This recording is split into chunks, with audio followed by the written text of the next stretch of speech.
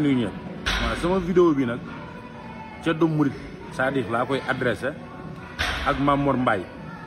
ndax li tax ma leen koy adressé mooy yéen seetlu nañ ni tey bu nit jógee wax dara ci yoonu Mouride yéen yéen ñi njëkk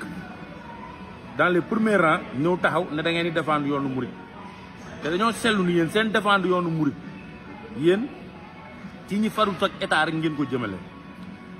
waaw te tamit am na beneen association bu ñu naan sàmm ñu tudd sàmm liggéeyu mag ñi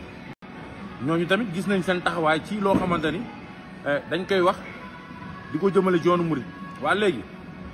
bu fekkente ni dafa am journal bu nekk France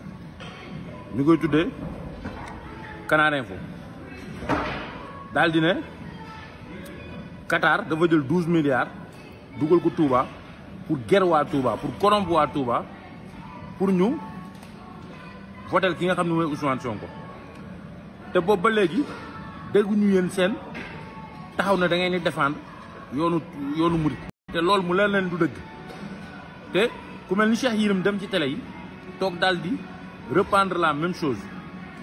kon nag man dama jàpp ni bu fekkente ne da ngeen di défendre yoonu Mouride te muy dëgg si yéen te gis nañ yéen bokk ngeen ci nga xamante ne tey ñoo gën a rëy làmmiñ ci yoonu Mouride bu mbir yu mel nii amee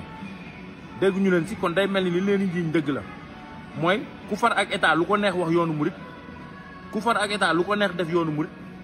mais ku farul ak état bu ñëwee wax ci yoonu Mouride ngeen génn taxaw Madiambal Diagne Cheikh Yérim les mêmes propos ñoom ñoo ko reprendre yaakaar naa ni nag buñ nee dañoo dugal 12 milliards Touba di ger waa Touba pour ñu votel Ousmane Sonko loolu wax du ñaaw la wax du rafetul la waaw parce que yéen ñëpp xam ngeen ni loolu du dëgg te nag bu leen jàpp ni Touba buñ ne dañ fa dugal 12 milliards pour ger waa Touba population bi rek la ñuy ger mais sëriñ si ñu ngi si parce que buñ ne waa Touba rek day ëmb population bi sëriñ si day ëmb ku sant Mbàkke ak ku santul Mbàkke kon nag loolu war ngeen jug ngeen taxaw ngeen lijjanti ko